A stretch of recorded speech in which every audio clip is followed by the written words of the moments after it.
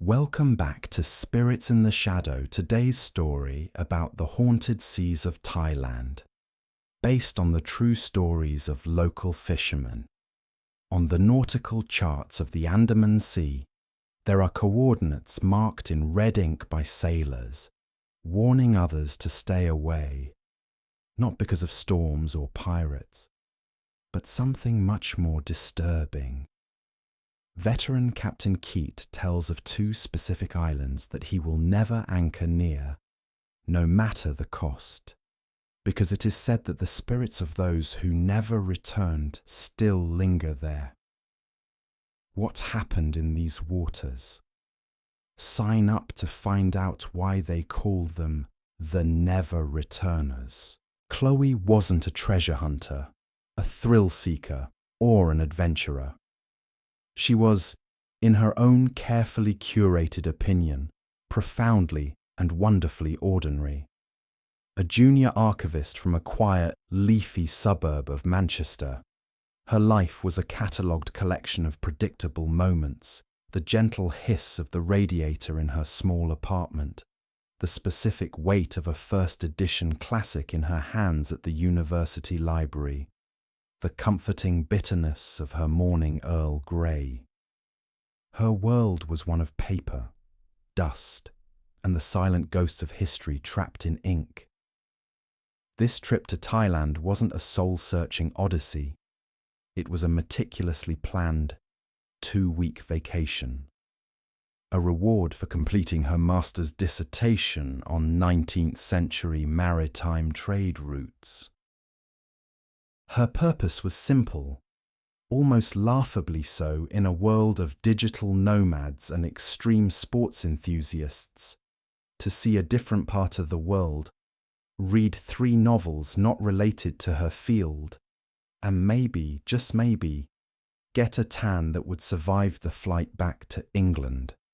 Her current environment was the very definition of a budget traveller's paradise.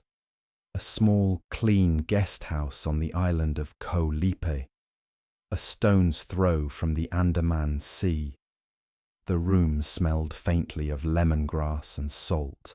A slightly wobbly ceiling fan circulated the humid air, its rhythmic creaking a constant, soothing companion.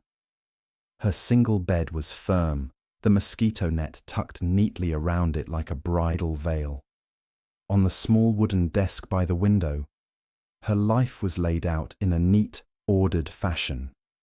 A well-worn copy of The Shadow of the Wind, a tube of SPF 50 sunscreen, a leather-bound journal, and a small, digital camera she barely knew how to use. This was her bubble of normalcy, a portable piece of her quiet life transported to the tropics. She wasn't here to find herself. She was here to temporarily misplace the version of herself that was defined by deadlines and archival dust. The predictable comfort of her setup made the world outside feel like a temporary exhibit, something to be observed and noted before returning to the familiar. The thought that any of this could spiral into something uncontrollable was as foreign to her as the tropical bird calls that woke her each morning. This could be anyone's vacation. The first few days unfolded with the gentle rhythm of the tides. Mornings were for exploration. She'd wake early, the air still cool and damp, and walk along Sunrise Beach. She'd watch the long-tailed boats, their prows adorned with colourful sashes and flowers, being prepared for the day's excursions by fishermen with sun-crinkled eyes and easy smiles. She found a small, family-run cafe that served strong, sweet coffee and mango sticky rice that tasted like sunshine itself. She would sit for hours, reading her book, occasionally glancing up to watch the world go by. She wasn't lonely. She was content in her own company, an observer by nature and profession. The chaos of the walking street at night, with its sizzling food stalls, boisterous bars, and vendors selling intricate silver jewelry, was a fascinating spectacle, a living archive of a culture so different from her own. But she experienced it from a safe distance, a visitor peering into a vibrant diorama. Her interactions were pleasant but fleeting. A nod to the elderly woman who ran the guest house, a shared smile with another traveller over a map, a polite kob kun ka to the vendor who sold her a woven bracelet. She was adept at creating a polite, invisible barrier around herself, not out of unfriendliness, but out of a deep-seated need for her own space. She was cataloguing experiences, not collecting relationships. Her journal entries from those first days were factual, almost like a ship's log. 08 Sao walked the length of Sunrise Beach, noted the unique curvature of the long-tail boat prows. 11:30, tried pad thai from a street vendor. Excellent. 15, read 42 pages. The humidity makes the pages of the book feel soft. It was all so wonderfully, predictably, normal. This was exactly what she had wanted. A simple break.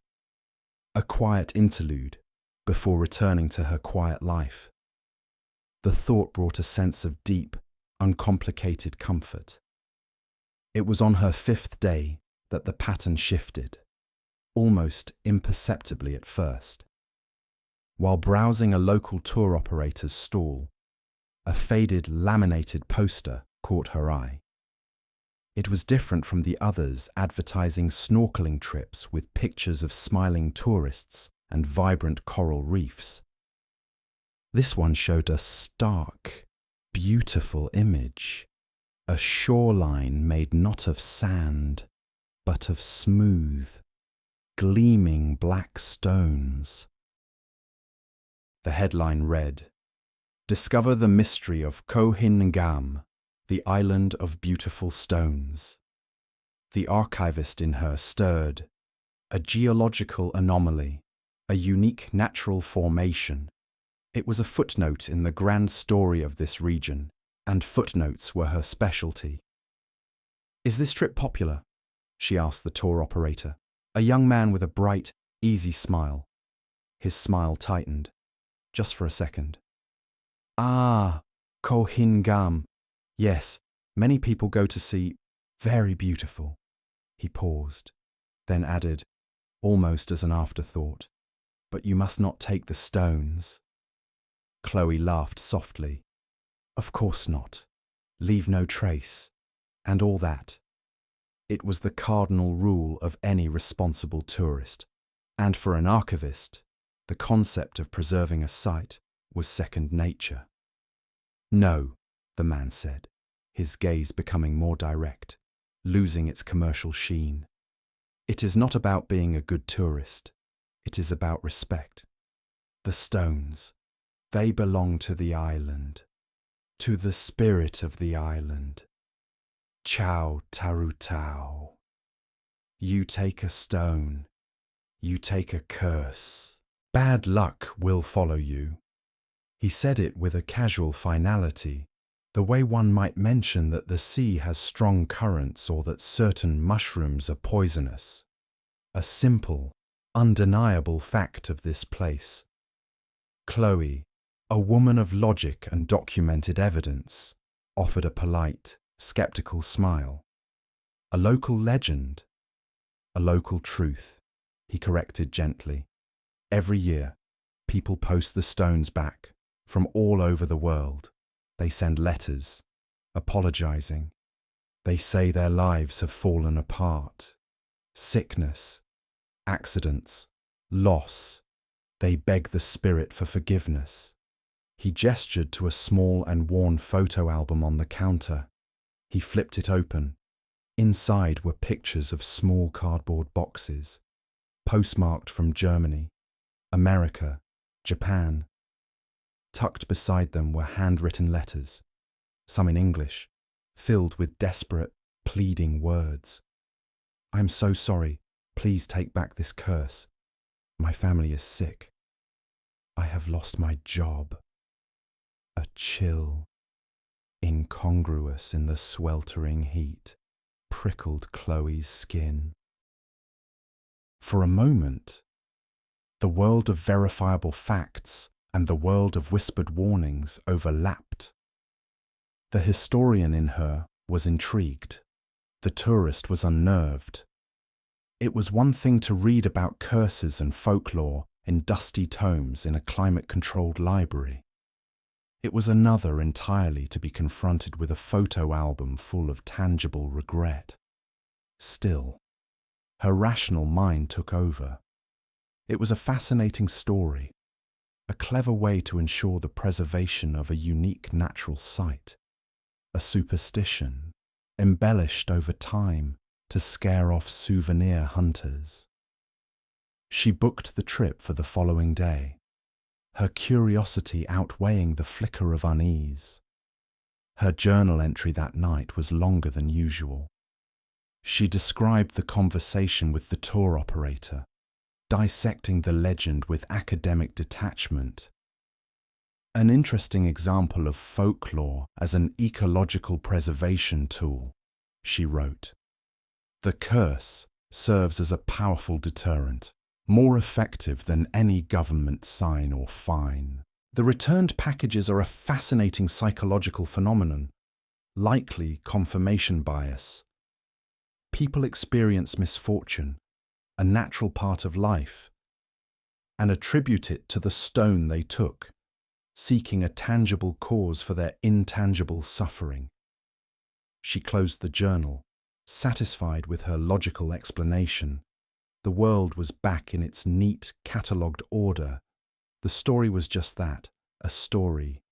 The next morning, the sky was overcast, the usual brilliant blue muted to a soft, pearly grey. The sea was calm, the long-tail boat cutting through the water with a gentle, rhythmic slap. The air was thick with the promise of rain. There were only a few other people on the tour. A quiet German couple and a young Australian backpacker who seemed more interested in his phone than the scenery. As they approached Koh Hin Ngam, Chloe understood why it captivated people. The island rose from the sea, a dark, brooding mass against the pale sky. The shoreline wasn't sand, but a vast, sloping beach of perfectly round, jet-black stones. They glistened under the diffuse light, looking as though they had been polished by a giant's hand.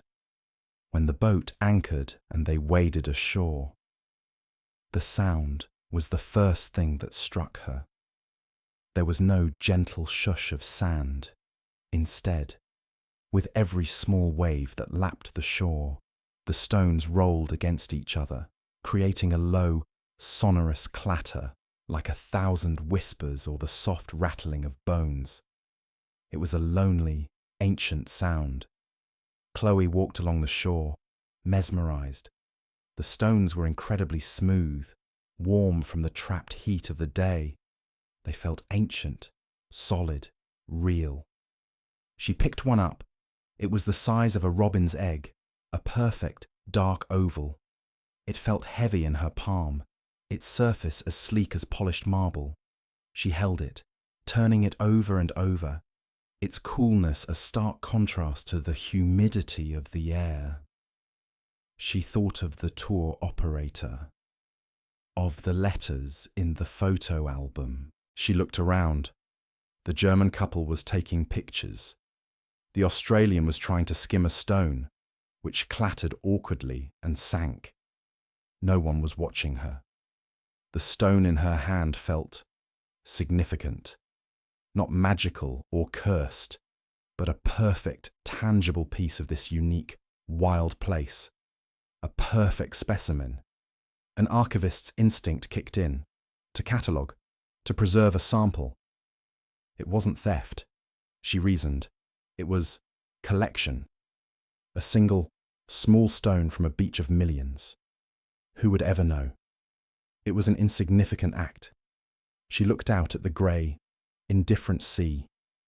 The low, chanting-like clatter of the stones filled the air. A thought, unbidden and unwelcome, surfaced in her mind. They shine like jewels, but they belong to someone else. For a long moment, she stood there, the weight of the small black stone in her hand feeling heavier than it should. It was just a rock. A simple geological formation. To believe otherwise was to give in to irrationality, to abandon the principles of evidence and reason that had governed her entire life. And Chloe was, if nothing else, rational. With a final, decisive movement, she slipped the smooth, cool stone into the pocket of her shorts. A tiny, secret souvenir. An ordinary act for an ordinary tourist on an ordinary vacation. The decision felt small, insignificant, lost in the vastness of the sea and the sky. But as the first drops of rain began to fall, cold against her warm skin, she couldn't shake the feeling that she had just catalogued something she didn't understand, and that the simple, predictable order of her world had, in that small, quiet moment, been irrevocably altered.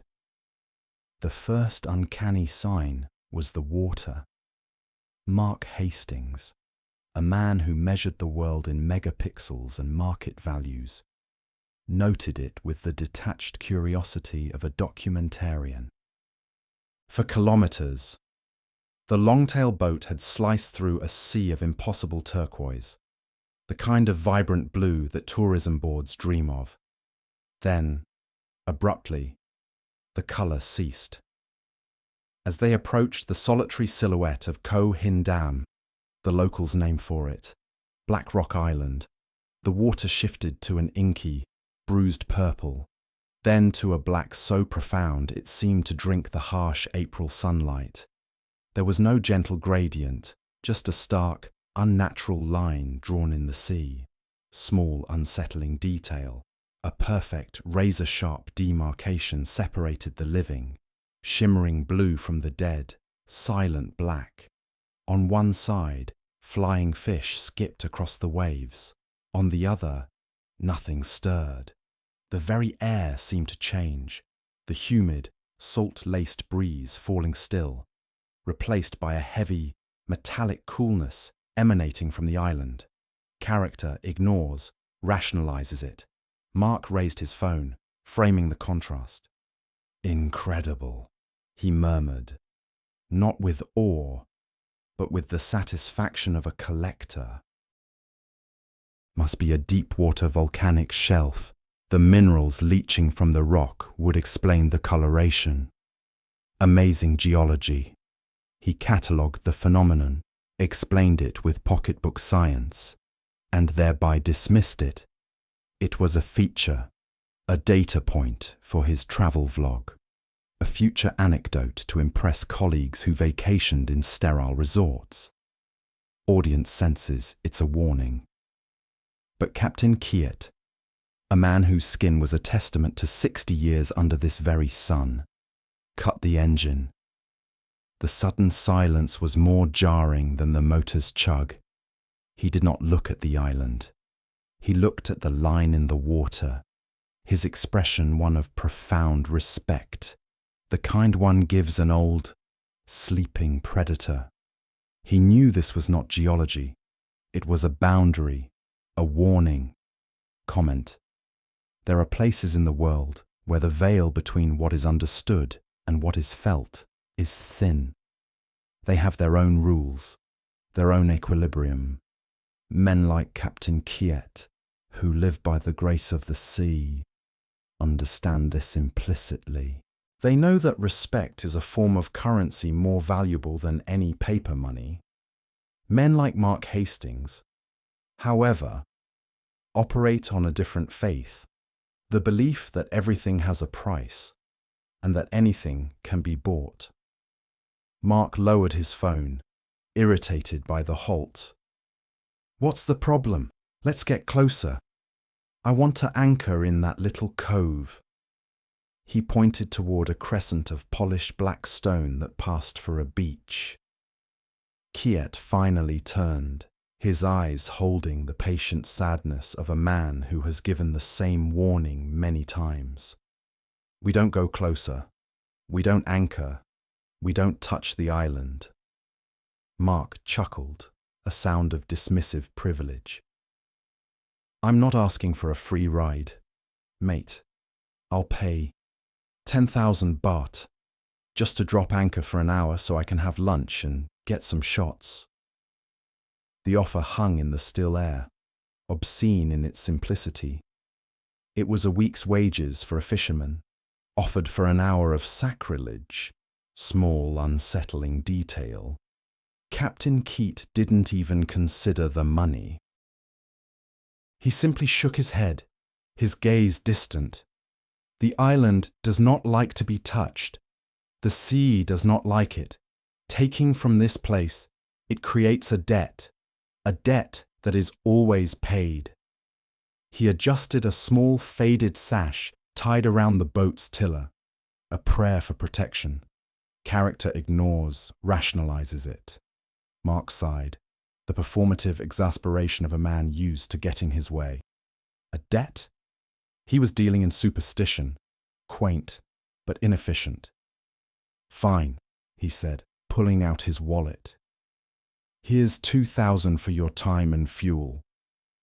He saw Keat's refusal not as a principled stand, but as a failed negotiation. He'd simply find someone whose principles were more flexible. Audience senses it's a warning. Kiet's quiet statement was not a threat, but a statement of fact, as certain as the rising of the tide. The audience hears the echo of countless cautionary tales, the foundational myth of every culture. Do not defy the old gods. Do not trespass on sacred ground. Mark is walking, with a confident smile, into the first chapter of a story he thinks he's above. Comment. The modern world has given men like Mark a powerful shield of rationalism. Superstition is for the uneducated, a relic of a past that has been conquered by science and commerce. He cannot grasp that Kiet's warning comes from a different kind of knowledge, an empirical wisdom passed down through generations of drowned fishermen and strange misfortunes that always followed a visit to Koh Hin Ngam. To Mark, Kiet isn't wise, he's just bad at business. Back at the pier, it took Mark less than 15 minutes to find a replacement, a younger captain, Somchai, whose boat was smaller and in worse repair. Somchai's eyes darted nervously toward Koh Hin Ngam as Mark explained the plan. He initially refused, but his gaze kept flickering to the worn-out net piled in his boat, torn in several places. Small, unsettling detail. When Mark repeated the offer of 10,000 baht, Somchai agreed, but he wouldn't look Mark in the eye. As he spoke, his hand instinctively went to a small amulet tucked under his shirt, rubbing it through the thin cotton. He quoted the price in a voice barely above a whisper, as if afraid the island itself might hear. Character ignores, rationalizes it. Mark grinned. See, everyone has a price. He interpreted Somchai's nervousness as a bargaining tactic, a bit of local theatre to justify the exorbitant fee. The amulet was just a cultural accessory. He felt a surge of triumph, the thrill of overcoming an obstacle with the sheer brute force of his wealth. Audience senses it's a warning. Somchai's furtive glances, his trembling hand, his refusal to meet Mark's gaze. It is the universal body language of a man doing something he knows to be deeply, fundamentally wrong. He is not guiding a tourist. He is taking blood money to ferry a fool across the river Styx. Comment. There is a unique blindness that comes with privilege. It is the inability to distinguish between reluctance and fear, between a cultural boundary and a personal negotiation. Mark sees a transaction. Somchai sees a transgression. But one his poverty will not allow him to refuse. Both men are now bound to the consequences of this moment. The journey with Somchai was silent and tense. As they crossed the line into the black water, Somchai began to chant softly under his breath, a low, guttural prayer. Mark filmed it for his social media story, captioning it, "Local colour, authentic Thailand." He stepped onto the island. The black stones were unlike anything he'd ever seen. They were not jagged or rough, but smooth, polished by millennia of waves into perfect palm-sized ovals. They felt strangely warm, absorbing the heat of the day. The silence here was absolute.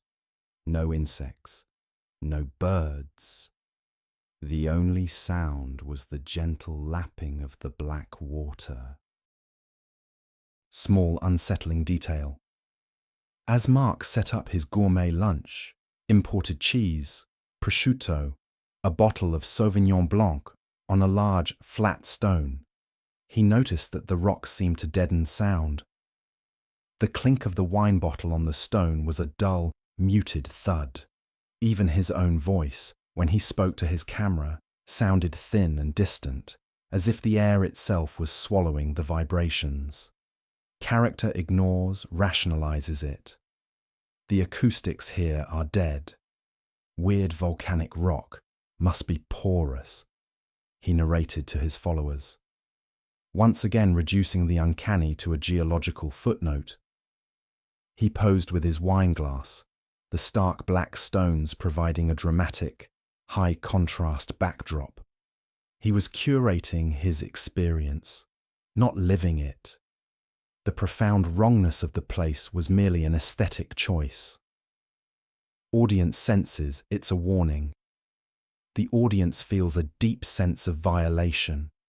An ancient, silent place of power is being used as a prop for a social media post. Eating and drinking here feels like having a picnic in a cathedral's tomb. It is an act of supreme arrogance. Comment. Desecration does not always require a sledgehammer. Sometimes, it is as simple as treating a sacred thing as mundane. Mark's lunch, his casual disregard, his constant narration to an unseen digital audience, it is a deeper insult than simple vandalism. He is not just ignoring the island's power, he is denying it even exists. After eating, he walked along the shore.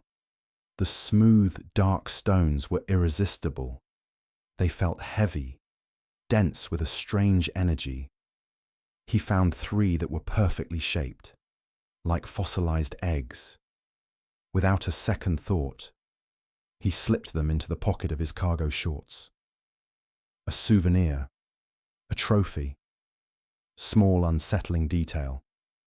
As his fingers closed around the last stone, a small black crab with one oversized claw scuttled out from between the rocks. It moved with an unnatural speed, not away from him, but toward him. Before he could react, it latched onto the fleshy part of his index finger. The pinch was sharp, breaking the skin. A single, bright red drop of blood welled up, fell onto the black stone he was holding, and was absorbed instantly, leaving no trace.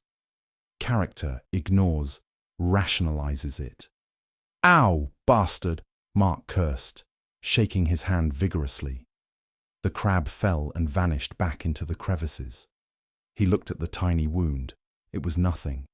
He was more annoyed by the surprise and the brief, sharp pain than anything else. He rationalized it as a simple act of nature. Crabs are territorial. It was a random, meaningless event. Audience senses it's a warning. This is the pact, the seal, blood on the stone, a sacrifice unconsciously given. It is the moment the island takes notice, marking him, claiming its first payment for the theft.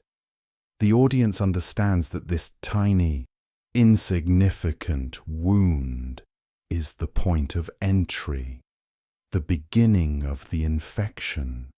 Comment. The island does not act with malice, but with a kind of automatic elemental justice.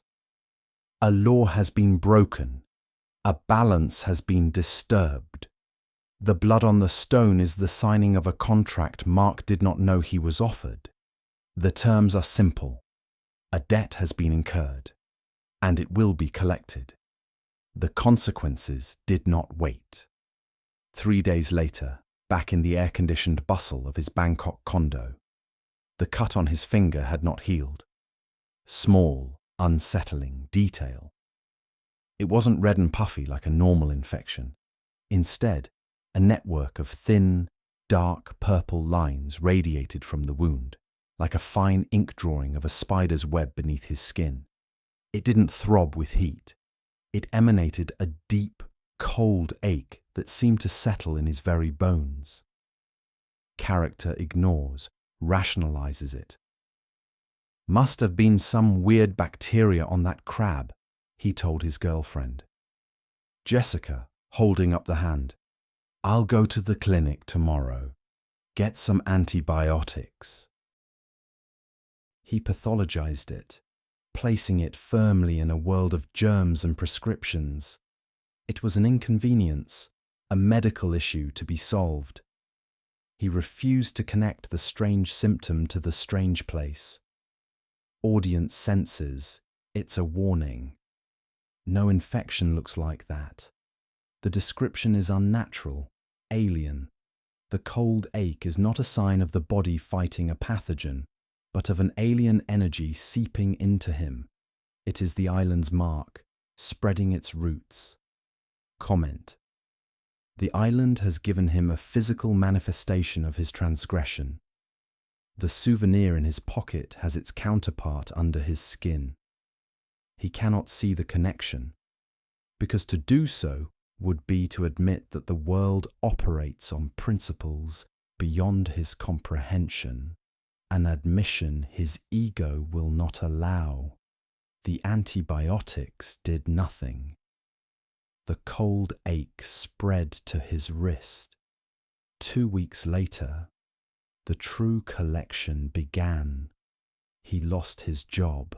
During a crucial video conference with his firm's biggest client, his laptop screen, for no discernible reason, fractured into a spiderweb of dead pixels, mirroring the pattern on his hand. He was fired for incompetence. Then came the car crash. A sudden, sharp spike of cold pain in his arm made him flinch, jerking the wheel. The accident was minor, but it was the final straw for Jessica. She left him, telling him a stranger had taken his place. A cold, distracted man, consumed by a string of inexplicable bad luck. One night, alone in his apartment, he emptied his pockets for the first time in days. The 3 black stones tumbled out onto his bedside table. They seemed darker than he remembered, absorbing the lamplight. It was then, in the crushing silence of his ruined life, that he finally allowed himself to see. The water, Keats' warning, Somchai's fear, the soundless air, the blood on the stone, the web under his skin. The rationalizations crumbled, leaving him naked and terrified. These were not coincidences. They were a chain. He survived, but only just. He packaged the stones in a box, along with a desperate, rambling letter of apology, begging the sea, the island, anyone, for forgiveness. He paid a fisherman a fortune to take the box and leave it at the boundary line, to let the black water reclaim it. The fishermen on that pier still tell the story. They say the sea has a long memory. It gives life, and it takes payment. Mark Hastings was lucky. He was allowed to repay his debt.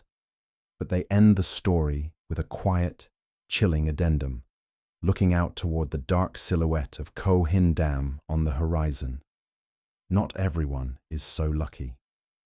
The year was 1996, a time when GPS was a luxury and the sea still held its secrets close. Kiet, then a young man with more muscle than sense, had been working the Andaman Sea routes on a rickety transport vessel, learning the trade from a man the colour of teak, with eyes that held the memory of 1,000 storms. His name was Somchai, and he was a man who understood the ocean not as a resource, but as a living, breathing entity, one with moods, appetites, and a long, long memory. They'd been caught at the grip of an unseasonal squall, forcing them to seek shelter in the lee of Koh Hin Ngam, the island of polished black stones. As Keat wrestled with the anchor chain, Somchai prepared a small offering, a garland of jasmine, 3 sticks of incense, and a small bowl of leftover rice. "What's that for, Uncle?" Keat had asked, wiping sweat and sea spray from his brow. Somchai's gaze was fixed on the shoreline, where the dark, wet stones gleamed like the carapaces of giant insects. "We are guests here," he said, his voice low and gravelly. "The sea gives us shelter. We give it respect. If you want to see the sunrise, you ask permission to stay the night." Kiet had scoffed, a quiet, dismissive sound. He was a man of the new world, of diesel engines and weather charts. He believed in what he could see and touch, but he held his tongue. He watched as Somchai lit the incense, the fragrant smoke coiling into the humid air before being snatched away by the wind. The old man murmured a prayer Kiet couldn't hear, then gently released the offering into the water, where it bobbed for a moment before the current pulled it away into the gloom. That night, the wind died, and a heavy, oppressive silence fell over the cove. The moon was a cold, silver disk in the sky, its light too weak to penetrate the profound darkness that clung to the water. Kiet lay in his bunk, the gentle rocking of the boat, usually a lullaby. But tonight, it felt like the uneasy breathing of a sleeping giant. He was jolted awake by a sound. It was 2:17 a.m. His watch glowed with the time. Thump. A pause. The sound was heavy, sodden, like a waterlogged sack of grain being dropped onto the deck. Keat's heart gave a sudden, hard kick against his ribs. He sat up, straining his ears, telling himself it was just a piece of driftwood knocking against the hull. Thump. It came again, closer this time. It was the unmistakable sound of a footstep. Slow, deliberate, heavy, and wet. A dripping, squelching sound followed each step, the sound of water pooling and then seeping into the old wood. He looked across the small cabin. In the faint moonlight filtering through the porthole, he could see Somchai's eyes. They were wide open, fixed on the ceiling. The old man's face was a mask of placid terror. He raised a single trembling finger to his lips. "Don't look out," Somchai whispered, the words barely disturbing the air. "Whatever you hear, do not make a sound. Do not answer."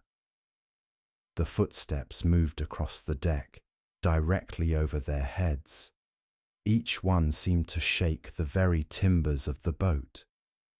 Kiet could feel the pressure of the weight above, a physical presence that made the air in the cabin feel thick and hard to breathe. He imagined a large man, a pirate or a smuggler, who had swum from the island, but the weight felt heavier than a man. The silence between each step was an eternity, filled with the sound of his own blood roaring in his ears and the incessant, maddening drip, drip, drip of water from the thing on his deck. The steps moved towards the cabin, circling it. A shadow blocked the moonlight from the porthole.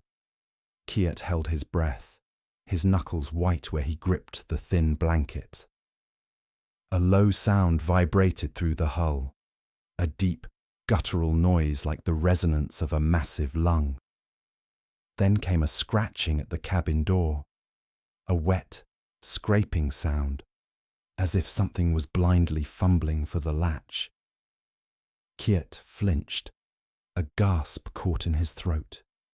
Somchai's hand shot out and gripped his arm, his fingers like iron bands. The old man's eyes pleaded with him, begged him to remain silent. The scratching continued for what felt like an hour, then stopped. The presence lingered for a moment longer, a palpable weight in the darkness just outside, before the footsteps resumed, moving slowly towards the bow. A final, heavy thump, and then a great splash, as if something immense had re-entered the water. And then, silence. A silence more profound and terrifying than the sounds that had preceded it. They sat like statues in their bunks, not daring to move, until the first fragile fingers of dawn light crept over the horizon, painting the sky in shades of grey and rose.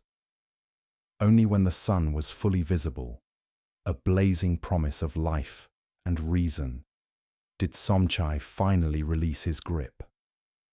As they raised the anchor and steered the boat out of the cove, the polished black stones of Koh Hin Ngam, watching them go, Kiet finally found his voice. It was hoarse, a stranger's voice. "Uncle, what was all that? If I had looked, if I had opened the door." Somchai did not look at him. His eyes were on the open sea, on the safety of the horizon. "Then you would not be sitting here now." 30 years later, Kiet was no longer the boy who scoffed at superstition. He was now the old man, his skin cured by decades of sun and salt, his eyes holding their own storms. He commanded his own vessel, the Andaman Pearl, a sleek, modern charter yacht that was a world away from Somchai's creaking cargo boat. He had a crew, radar, sonar, and a satellite phone. He believed in what he could see. And yet, the memory of that night at Koh Hin Ngam was a cold stone in his gut, a story he never told his wealthy clients. He found himself, by a twist of fate and a client's whimsical request for a truly deserted island, anchored once more in that same quiet cove. The polished black stones were unchanged, silent witnesses to the passing of years. He felt a prickle of unease, a ghost of the boy he had been. He dismissed it as nostalgia. "Beautiful spot, Captain," said Mr. Sterling, a tech millionaire from California, sipping a cocktail on the aft deck. "So peaceful." Keat forced a smile. "It has its reputation." He performed no ceremony. He offered no incense, no jasmine, no prayers. He was a professional, not a mystic. He trusted in his stainless steel anchor and his humming generator. That night, he was in his private cabin, reviewing their route on a tablet. The clients were asleep, the crewmen on watch. A young deckhand named Leo was in the wheelhouse, the The yacht was silent, save for the hum of the air conditioner and the gentle lapping of waves against the fiberglass hull. He glanced at his watch. 2:15 a.m. A strange, cold dread began to pool in his stomach. He told himself he was being ridiculous. At 2:17 a.m., it began. Thwack. It was a different sound on the modern deck. A wet, slapping noise. Softer, but unmistakable. Keat froze, the tablet slipping from his fingers. It was nothing. A loose halyard slapping against the mast. A seabird, disoriented in the night. It had to be. Thwack, thwack. The steps were faster this time. Lighter. Or perhaps the boat was just larger. He flipped on his internal comms. "Leo, you see anything on deck?" Static hissed for a second. "No, Captain. It's all clear. Quiet as a tomb out here." Quiet as a tomb. Keat's blood ran cold. The footsteps were moving above him. A wet, rhythmic slapping that his crewman, just 30 feet away in the raised wheelhouse, apparently couldn't hear. The sound moved aft, then stopped. A tense silence stretched. Keat held his breath. He was a captain. He was in command. He would not be scared of shadows on his own boat. He unlocked his cabin door and stepped into the corridor. The boat was still. He moved to the main salon, its large windows looking out onto the aft deck. In the cold, sterile light of the moon, the deck was empty. The cocktail glasses from earlier were still on the table. A cushion lay on the floor. Everything was normal. He was about to turn away, to chalk it up to an overactive imagination and a 30-year-old ghost story, when he saw it. A puddle. A small, glistening pool of seawater next to one of the deck chairs. It was impossible. The seas were calm. There had been no spray.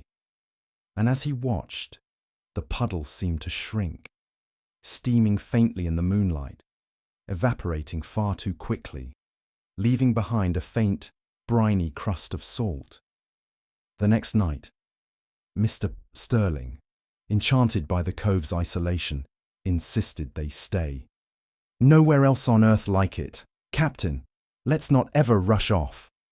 Keat argued against it, citing a non-existent weather report, a need for supplies. But Sterling was the one paying the bills, and he waved away Keat's concerns with a dismissive laugh. "Always worrying, you sailors. Relax. Have a drink." Keat didn't drink. That night, he sat in the dark of the wheelhouse with Leo, his eyes glued to the security cameras he'd had installed years ago. They showed the deck from 4 different angles, bathed in the eerie infrared glow of the night vision. "What are we looking for, Skip?" Leo asked, stifling a yawn. "Just keeping a sharp watch," Keat muttered. He felt foolish. He was a grown man, a respected captain, hunting for a ghost from his youth on a CCTV monitor. The hours ticked by. 2:10, 2:15.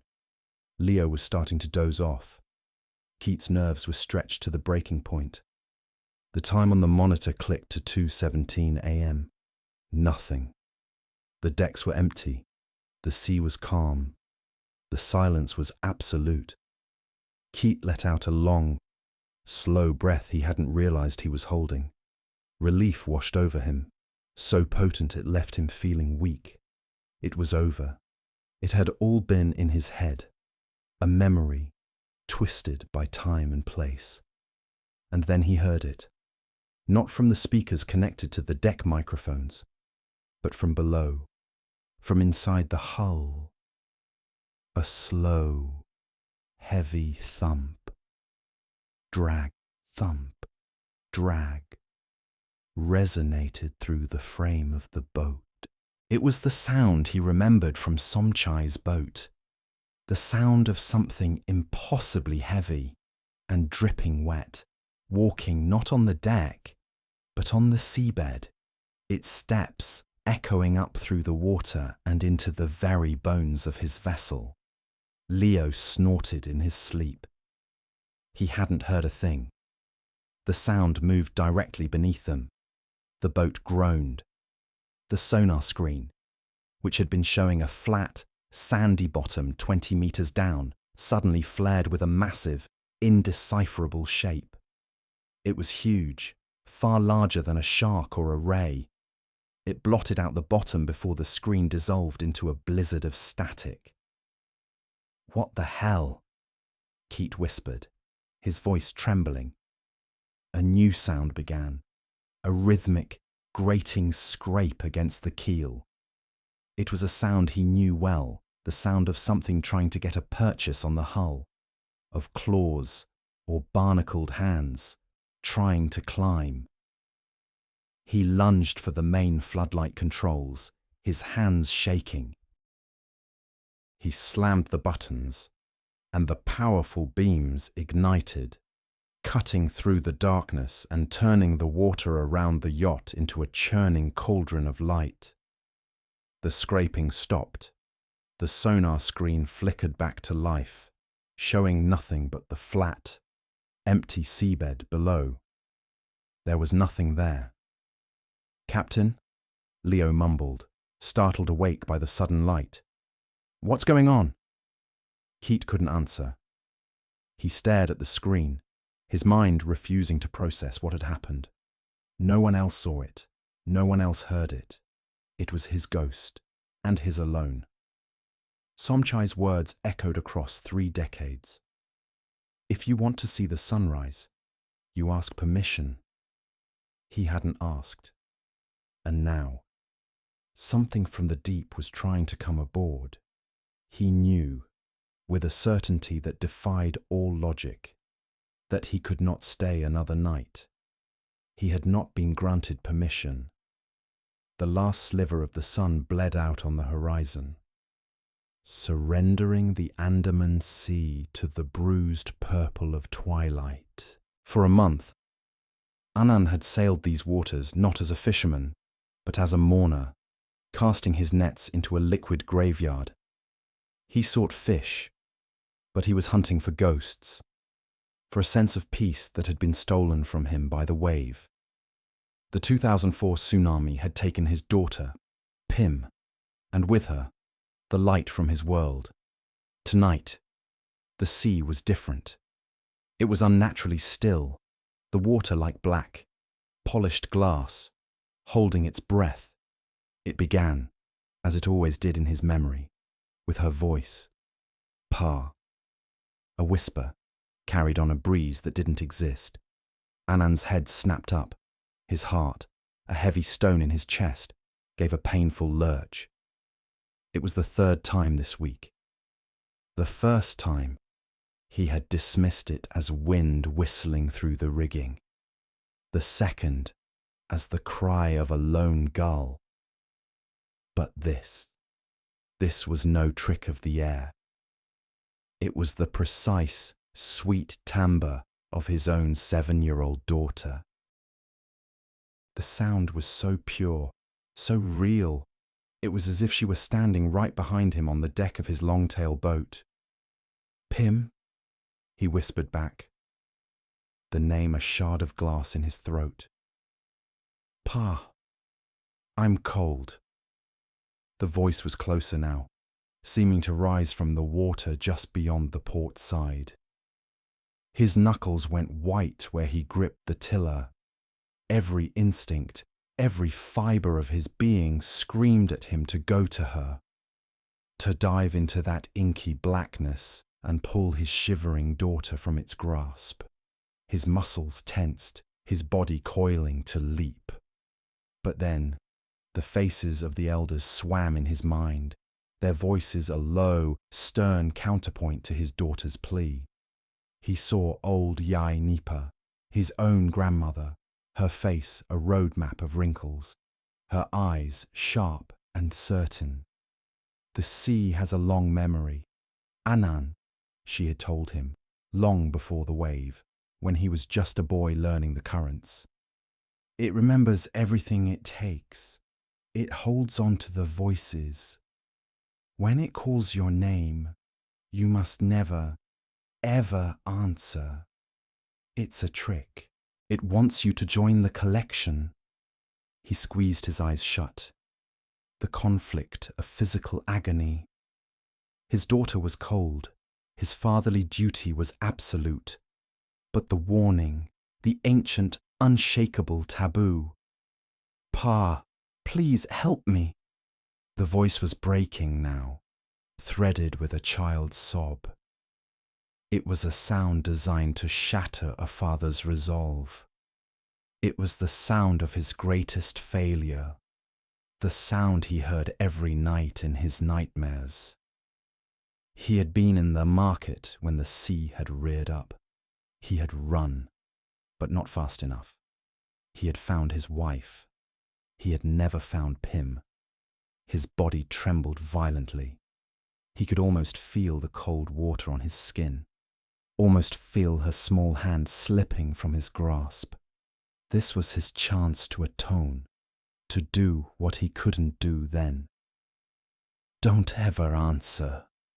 With a guttural cry torn from the depths of his soul, Anan lunged for the engine's pull cord. The two-stroke motor was old and temperamental, a beast of rust and grease. He yanked it once. It sputtered, coughed a plume of black smoke and died. Pa! The cry was sharper now, laced with betrayal.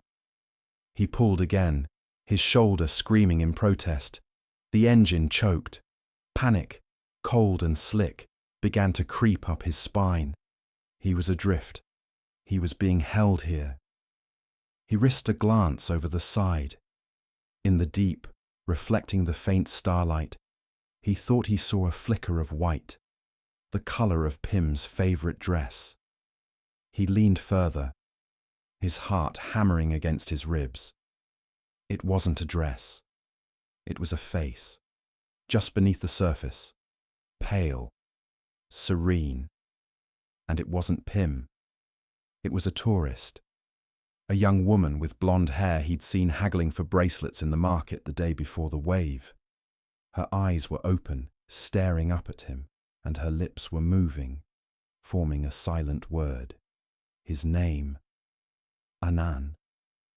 He recoiled, stumbling backward and landing hard against the boat's wooden ribs. He stared at the spot, but the face was gone. Was he losing his mind? Was the grief finally hollowing him out and filling the void with madness? And then he heard it. It started so faintly, he wasn't sure he heard it at all. A low hum, a single, sustained note that seemed to emanate not from one point, but from the entire sea. It was the sound Kiet, the young rescue worker from Phuket, had described with trembling lips weeks ago. The sound that had haunted the first recovery teams. A song. It was a woman's voice, distant and melodic, singing a lullaby with no words. It was a melody of profound, bottomless grief, the kind of song a mother would sing over a still cradle. It was beautiful and utterly heartbreaking. For a moment, Anan's terror subsided, replaced by a shared wave of sorrow. He too was a parent who lost a child. He understood this song. But then a second voice joined the first, a harmony slightly off-key, creating a dissonance that set his teeth on edge. Then a third, and a fourth, and then a dozen, and then 100.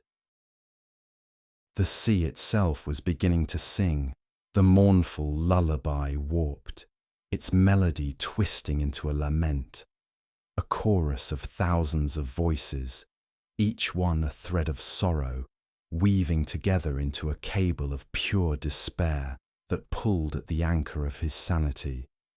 This was the full manifestation, This was the horror the elders whispered about. Anand scrambled back to the engine, his hands clumsy with dread. He pulled the cord again and again, his breath coming in ragged sobs. The engine remained stubbornly silent. The singing grew louder, closer. It was all around him now, a dome of sound pressing in, the vibrations running through the hull, up through the soles of his bare feet, and into his very bones. He dared to look over the side again. His breath hitched. The sea was no longer black glass. It was alive. As far as he could see, in every direction, the water was filled with people. They were not swimming, not thrashing. They were simply there, suspended in the water column, a silent, vertical congregation, hundreds upon hundreds of them, their bodies swaying gently in a current that wasn't there. Men, women, children, islanders and tourists. Their faces were pale and bloated, skin like wet parchment, yet strangely preserved in the cold depths. Their clothes, t-shirts, sarongs, sundresses, flowed around them like spectral shrouds, and their eyes were open, all of them, staring, not at the sky, not at the horizon, but at him, at his boat, a city of the drowned, holding court in their abyssal cathedral, and he was the sole, terrified parishioner. Their mouths were all moving, a silent, synchronized chorus. Some were singing the terrible, wordless lullaby. Others were whispering. The whispers began to layer into the song, a sibilant counterpoint to the keening melody. At first, they were just sounds. The hiss of foam on sand, the rustle of dead leaves. Then they coalesced into words, names. 1,000 different names, spoken by 1,000 different mouths. David, Anong, Jonas, Mei Ling, Henrik, a litany of the lost, a roll call of the damned, and cutting through it all, piercing the cacophony, was his daughter's voice, no longer a disembodied plea, but anchored to a form. He saw her. She was 10 meters from the bow, rising slowly from the depths. Her white dress was impossibly clean, her long black hair fanning out around her head like a dark halo. Her face was his Pim's face, perfect and unblemished, but her eyes were wrong. They were wide, dark, and held a chilling emptiness, the milky cataract of the void. Pa. Her mouth formed the word, but the sound came from everywhere at once. Come with me. We miss you. A wave of vertigo washed over Anand. He felt a terrible, magnetic pull, a yearning to simply step over the side of the boat and let the cold water take him. To be with her. To end the pain. The singing swelled, becoming a symphony of invitation, a siren song promising an end to grief. He was powerless. His will was dissolving in the face of this oceanic sorrow. His body felt heavy, his limbs filled with lead. The engine was dead. His radio, he knew without looking, would be silent. He was alone, a tiny speck of life in an ocean of death, and the tide of the dead was rising. A face surfaced right beside the boat, so close he could have touched it. It was a young backpacker, his mouth agape, a frond of seaweed tangled in his matted hair. His salt white eyes stared into Anand's, and from his waterlogged throat came a whisper, a single, guttural word. Help. It was not a plea. It was a command, a threat. The violence was not in a blow or a strike. It was in the sheer, overwhelming presence of the dead. It was in the way the sea, their domain, bent to their will. The boat began to drift, not with the wind or the tide, but towards the gathering, pulled by some unseen, unified force. The water around the hull began to bubble and churn, as if boiling from a cold fire below. Pale, indistinct hands, like bundles of white coral, began to brush against the wood beneath his feet. They were trying to get in or pull him down. Terror, absolute and primal, finally broke through the grief-stricken paralysis. Anand let out a choked scream and threw himself at the engine one last time.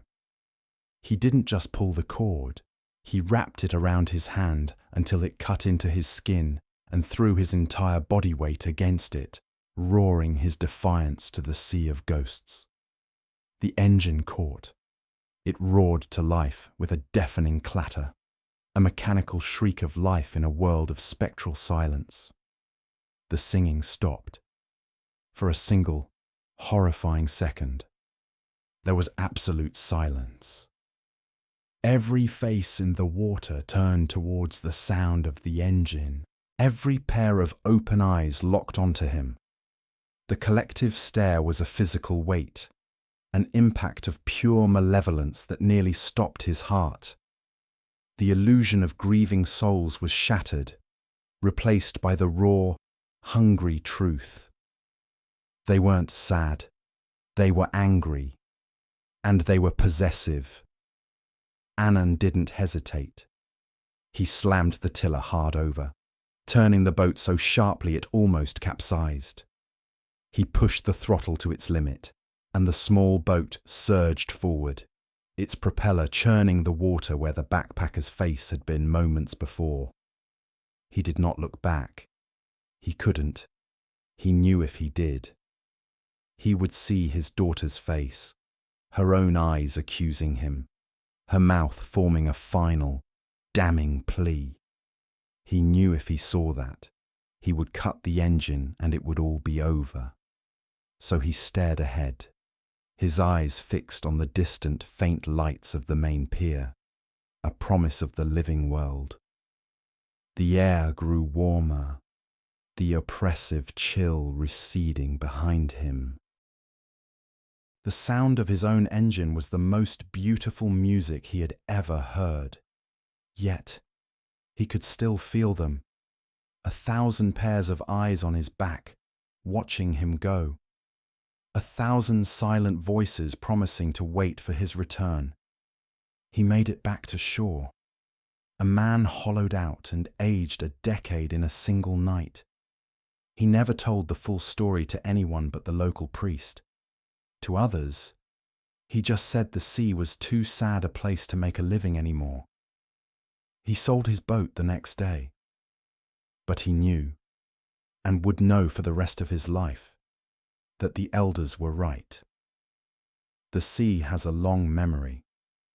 The water that gives life can also hold death, cradling its ghosts in the deep, dark currents, waiting patiently for the living to listen. The sea remembers, and it is always waiting to be answered. This is a story that still echoes around the islands, a tale whispered by fishermen when the night is too quiet and the water too still. What do you think? Was it just a fisherman's ghost story, born of trauma and grief? Or did Anand truly face the spectral choir of the 2004 tsunami?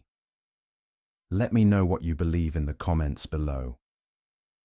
And if you want to hear more stories from the shadows where history meets horror, make sure to like and subscribe for more chapters. The sea gives and the sea takes.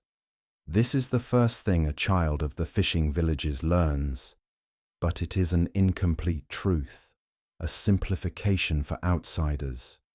The full law, the one etched not in books but in the sinew of the men who live by the water, is far more nuanced. Kiet, whose skin was a tapestry of sun and salt, had tried to explain it to me. He spoke of the four pillars that keep the balance between the world of men and the world of the deep. He called the first intention. To take a fish for your family's meal is one thing, he'd said, his voice as soft as the rustle of sand. To take a shell for idle curiosity, that is another. The sea knows your heart's reason. Respect. The garlands of marigolds and jasmine draped over the prow of his long-tail boat were not for decoration. They were an offering, a request for safe passage. Before the anchor was ever lifted, a small portion of rice and whiskey was given to the waves, a prayer whispered to the spirits of the boat and the water. It was an acknowledgement that you were a guest in a vast, powerful home, calm, sensitivity, the most difficult to explain. Some men, Kiet murmured, looking at the horizon in a way that made you feel he was seeing the architecture of the winds. They can hear the sea's mood. They feel its anger before the sky shows a cloud. It is a listening not done with the ears. And finally, Ho, protection. The sacred Sakyant tattoos inked across Kayet's back and chest. Intricate geometric patterns of Buddhist psalms were not for show. They were a shield. The small in-carved spirit house fastened to the mast, no bigger than a birdhouse, was a home for the boat's guardian deity. These were not superstitions. They were defenses, worn and wielded with the same practicality as a sharp knife or a sturdy rope. I, of course, had listened with the patient condescension of a modern man, an anthropologist gathering local colour. I catalogued these beliefs as folklore, beautiful and profound in their own way, but ultimately relics of a pre-scientific mind. I saw the rituals, the tattoos, the offerings, and I processed them as cultural artifacts. I did not understand that they were the articles of a treaty, signed in salt and paid for in blood over generations. My transgression was born not of malice, but of the casual arrogance that is its cousin. We were diving a reef the locals called Ti Baplai, the final resting place. It was a graveyard of coral, where strange currents had sculpted the formations into haunting, skeletal shapes. The local fishermen avoided it, believing the spirits of those lost to the sea gathered there. To me, it was a site of unique geological and biological interest. That's where I saw it, nestled in a deep blue recess, a piece of coral unlike any I had ever witnessed. It was shaped with startling accuracy, like a human heart, veined with lines of phosphorescent algae that pulsed with a soft, internal light. It was a perfect specimen, a marvel of nature's incidental artistry. My intention was not for sustenance or survival. It was for possession. It was the detached, sterile curiosity of the collector. When we surfaced, I held it up for Keat to see, my triumph obvious. He didn't share it. The smile left his face, replaced by a look of profound sorrow. He didn't raise his voice. He never did. He simply said, "You did not ask." I had not asked permission, made an offering, or said a word of thanks. I had simply taken. "It's just a piece of calcium carbonate. Kiet." I'd said, my voice slick with the kind of gentle rationalism that is its own form of violence. "A beautiful one, but that's all." He shook his head, looking not at me, but at the horizon. "Belief doesn't matter," he whispered, his words seeming to be carried away by a wind that hadn't existed moments before. "What matters is knowing what to fear." The return journey began under a placid, sun-bleached sky. The sea was glass. Then, a change. It was a shift I felt before I saw, a sudden drop in pressure that made the air feel thick and heavy in my lungs. Kiet felt it too. He stood at the tiller, his body rigid, his eyes sweeping the now featureless horizon. He was listening to something I could not hear. The sky did not darken gradually. It was instantaneous, as if a great, dark cloth had been thrown over the sun. The placid glass of the sea became a churning, malevolent black. The storm came without warning, a physical manifestation of the sea's rage. It was not a natural storm. It moved with a terrifying intelligence, a directed fury. Waves didn't crash against our boat. They struck it like fists. Rain fell not as drops, but as solid, stinging sheets of water that blurred the world into a grey chaos. My modern protections, my hoe, were the first to fail. My GPS flickered and died. The radio hissed with static that sounded horribly like distorted whispers.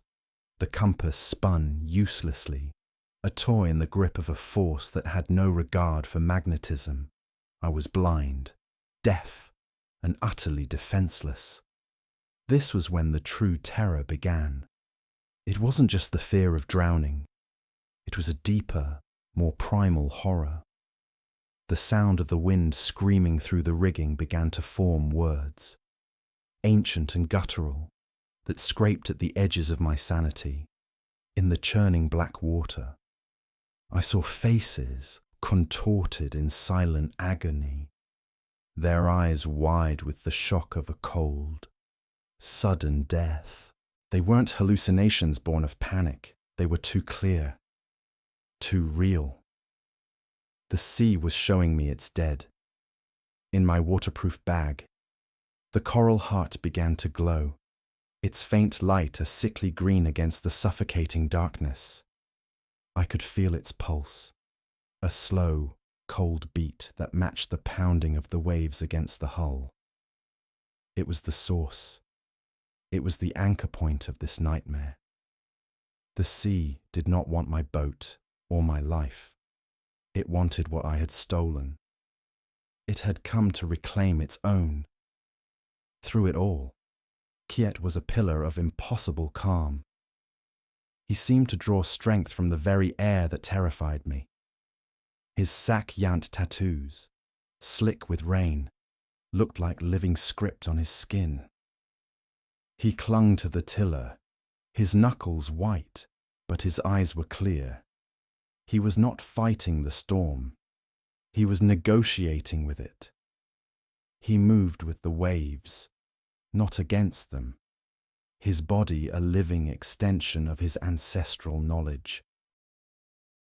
He shouted into the wind, not in fear, but in supplication, words of an ancient dialogue I could not comprehend.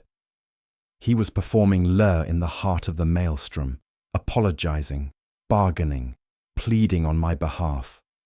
Hours bled into an eternity. The boat was splintering around us. A rogue wave shattered the port side, sending a shard of wood flying that sliced a deep gash across my arm. The pain was distant, a footnote to the soul-shredding terror. I was certain we were going to die. I could feel the cold embrace of the water, the final crushing pressure. And then, as suddenly as it began, it was over.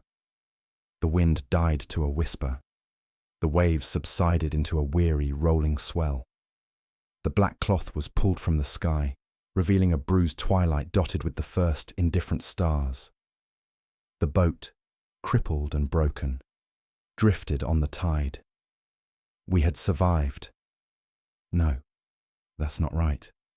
Keat had survived. And he had dragged me, clinging and pathetic, back with him. I was merely a piece of flotsam he had refused to let go of. When the pale, sandy line of the shore finally appeared. I stumbled out of the boat into the shallows, my legs refusing to hold me. I ripped the bag open and my hand, slick with a mixture of rain and my own blood, fumbled for the coral. The moment my fingers touched it, a jolt, like ice, shot up my arm. I flung it from me as if it were burning coals. It landed in the surf, and as the water washed over it, its sickly light extinguished. In that instant, I felt a distinct sensation of release, as if a malevolent gaze that had been boring into the back of my skull had finally turned away. I didn't wait. I didn't thank Keat or help him with the wreckage of his boat and his livelihood. I abandoned everything, my equipment, my research, my notebooks. I staggered back to my hut, my mind a hollow, ringing chamber of fear. I grabbed my passport and my wallet and fled. I took the first bus heading north, away from the coast, a frantic, desperate escape from the entire ocean. That was 6 months ago. I now live in a small apartment in a city of stone and dust, hundreds of miles from the nearest coastline. But there is no escape. The scars remain. The gash on my arm healed into a jagged, silver line that aches whenever it rains. But the physical wounds are nothing. The sea carved deeper scars onto my mind. I have developed a phobia of running water. A dripping tap can send me into a full-blown panic attack. I can't take showers, only shallow baths where I can see all the water at once. I dream every night of the churning blackness, of the silent, screaming faces, of a cold, pulsing light in the deep. I survived, but the man I was, the confident, rational academic, did not. He died in that storm. What is left is a shell. A man who flinches at shadows and knows, with an unshakable certainty, that the world is governed by laws far older and more unforgiving than those of physics. I finally understand Keats' words. I know what to fear. The problem is, I now fear it everywhere. The sea did not kill me. It simply washed away my soul and spat the empty vessel back onto the shore. It let me go, a living ghost, forever a testament to its power and its law. The story of the stones is not one of ghosts, but of a promise. It began long before the island was named Tarutao, before the first park ranger pinned a badge to his uniform, when the sea and the shore were the domain of the Chow Lei, the sea gypsies. They were a people who understood the ocean not as a resource, but as a living, breathing entity, a fickle parent that could provide bounty or deliver ruin with the same indifferent tide. In a small village nestled in a cove, where the sand was the colour of crushed pearls, lived a man named Kiet and his daughter, Pim. Pim was not like the other children. While they played games on the beach, she would walk the shoreline for hours, her small hand trailing in the surf. She spoke to the waves, her voice a soft murmur against their rhythmic crash. The villagers said she had the sea in her soul. Kiet, a fisherman of great renown, believed it. He had seen the way the dolphins would swim closer to his long-tail boat when Pim was with him, the way the temperamental squalls seemed to part around their small vessel. She was his heart, and the sea, it seemed, had claimed her as its own. Her favourite place was a hidden lagoon, a place accessible only by a narrow, treacherous channel of water that snaked between towering limestone casts. The lagoon's beach was not sand, but was carpeted in smooth, perfectly round stones, worn down by millennia of tidal caresses. They ranged in colour from the deepest jade to the palest ivory, shimmering under the tropical sun. Pim called them the sea's tears. She would spend days there, arranging the stones into intricate patterns, humming songs only she and the ocean seemed to know. She never took one. She told her father it would be like stealing a star from the night sky. It would leave a hole, a darkness, that could never be filled. One year, a foreign trading vessel, larger than any Keat had ever seen, anchored just beyond the reef. The men aboard were loud and brash, their skin pale, and their eyes filled with a different kind of hunger than the one Keat knew. They saw the islands not as a home, but as a treasure chest to be plundered. They hunted the rare birds for their feathers, stripped the reefs of their black coral, and laughed at the villagers' quiet reverence for the land and sea. Their leader, a captain with a cruel smile and a heart as hard as the anchor of his ship, saw Pim's lagoon. He saw the stones not as the sea's tears, but as commodities. He ordered his men to fill their longboats with the polished gems, intending to sell them in the markets of a distant land where their exoticism would fetch a high price. Keat, seeing the boats approach the sacred lagoon, pleaded with the captain. He tried to explain, in his broken tongue, that this place was special, that the stones belonged to the sea, that to take them was to invite a sorrow that could not be outrun. The captain merely shoved him aside, his laughter echoing off the casts. "The sea has plenty more stones, old man," he sneered. Pim, hearing the commotion, ran to the beach. She stood before the foreign sailors, a small, defiant figure against the vastness of the ocean. She didn't shout or cry. She simply stood there, her feet planted amongst her beloved stones, and looked at the captain. She spoke one word, a word from the ancient language of her people, a word that meant both promise and curse. As the sailors loaded the last of the stones, a sudden, violent storm erupted from a cloudless sky. The sea, which had been as calm as glass moments before, rose in a fury. The wind howled through the casts like a vengeful spirit. The captain's ship was tossed against the reef. Its hull splintered. Its masts snapped like twigs. The men, weighed down by their greed, were pulled into the churning depths. The stolen stones, released from their sacks, sank back to the seabed. But the sea, in its rage, did not discriminate. A rogue wave, larger than any other, crashed into the lagoon, and when it receded, Pim was gone. Keat searched for days, his desperate cries lost to the wind. He never found her body. The villagers said the sea had taken its daughter back to protect her from the world of men. Keat knew they were right. From that day on, the lagoon was considered sacred, and a new understanding was born. The stones were Pim's heart, and the sea, her guardian, would not suffer them to be stolen.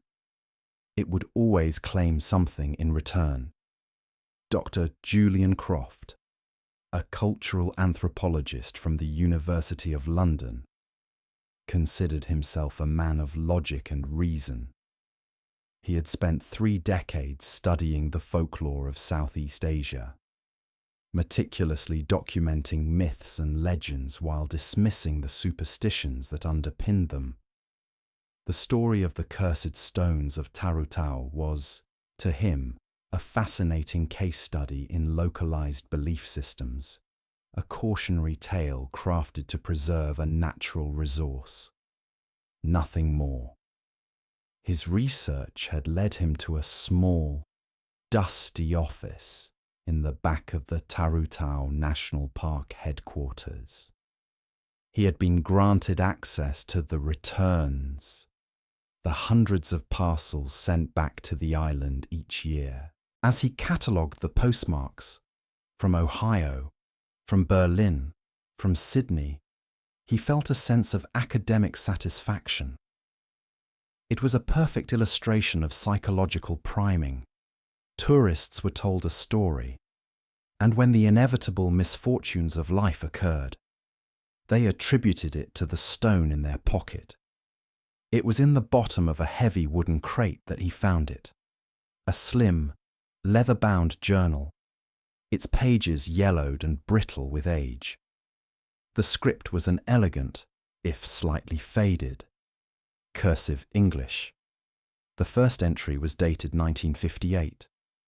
It was the personal diary of Arthur Bryson, one of the first British wardens assigned to the park system after its establishment. Julian sat down on a dusty stool, the low hum of the ceiling fan doing little to stir the humid air. He began to read. Bryson's early entries were clinical, detailing flora and fauna, mapping trails, and complaining about the heat. But then the tone shifted. October 12th, 1958. Had a peculiar visit today. A young American couple, the Petersons. They were on their honeymoon. The wife, a lovely girl named Laura, had taken a single smooth black stone from one of the eastern beaches. My local guide, a man named Kayet, seemed deeply disturbed by this. He pleaded with them to return it. They laughed it off, calling it a silly superstition. I confess, I was inclined to agree with them. November 2nd, 1958. Received a telegram today. It was from Mr. Peterson. There was an accident, a fire at their hotel in Phuket. Laura was badly burned. He didn't say it, but I could read the desperation between the lines. He asked for the address of the park headquarters. He said he needed to mail something back. Julian felt a faint prickle on his skin.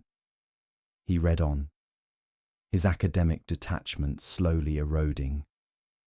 The journal was a meticulous, unintentional record of tragedy.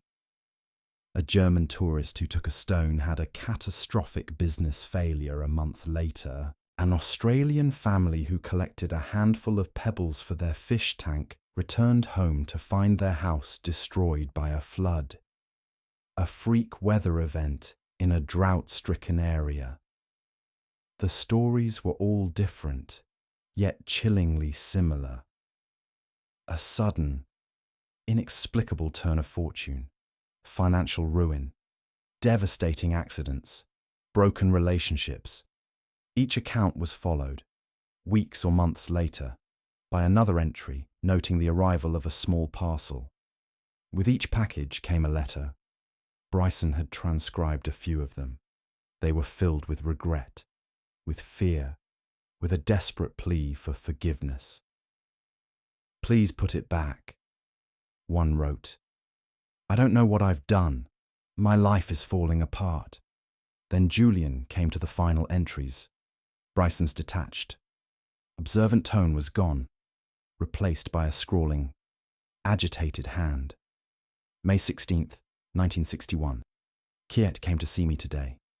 He is an old man now, his eyes clouded with a sorrow that seems as ancient as the sea itself. He brought me to his village. He showed me the lagoon. He told me the story of his daughter, Pim. He says she is the guardian of the stones, that the sea is her instrument. It doesn't seek revenge. He said, it seeks balance, a heart for a heart, a treasure for a treasure. When someone takes a stone, they create a void. The sea, in its duty to its lost daughter, simply fills it. It takes something of equal value from the thief. May 17th, 1961. It all makes sense now. The warnings from the fishermen are not threats, but pleas. The way they watch the tourists with those sad, knowing eyes. Old Keat, shaking his head at the boats anchored in the bay. He's not judging them. He's pitying them. He knows the lesson they are about to learn. The sea doesn't care if you believe. It only cares about the promise it made to a little girl who loved its tears. I looked back at my logs. The Petersons lost their new home in the fire. The Germans, their life savings. The Australians, their cherished family heirlooms. A treasure for a treasure. Julian closed the journal. The room was silent. The low hum of the fan had stopped.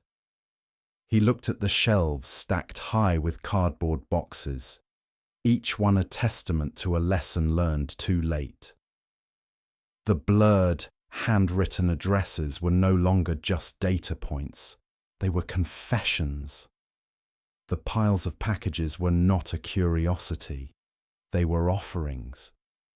He thought of all the small, seemingly insignificant details he had observed since his arrival.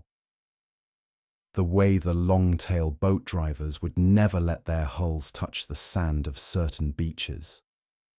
The small, intricate offerings of flowers and incense he'd seen tucked into the crevices of the limestone cliffs. The hushed, respectful silence that fell over the local crew whenever they sailed past the treacherous channel leading to the hidden lagoon. It wasn't superstition. It was memory. It was a deep, abiding respect born from a generational tragedy. The sad inevitability he had sensed in the air was not fatalism. It was the quiet grief of a people who lived alongside a sorrowful, powerful force. The story wasn't a ghost story. It was a love story. A story of a father's love for his daughter, and the sea's eternal, unwavering love for its own. Julian stood up and walked to the window. He could see the turquoise water shimmering under the afternoon sun. It looked beautiful, peaceful, inviting. But now, he saw something else in the endless blue. He saw a promise. And he understood that some debts can only be paid by returning what was stolen. What do you think? Is Keat's caution just a sailor's superstition? Or is there a deeper truth to the idea that the sea has a memory? Across many coastal cultures in Asia, the natural world is seen as being alive with ancient spirits and energies. This belief, often called animism, holds that powerful entities reside in the ocean, the forests, and the mountains. The laws Keat follows are not about physics. They are protocols of respect for these unseen forces. Taking a stone isn't just theft.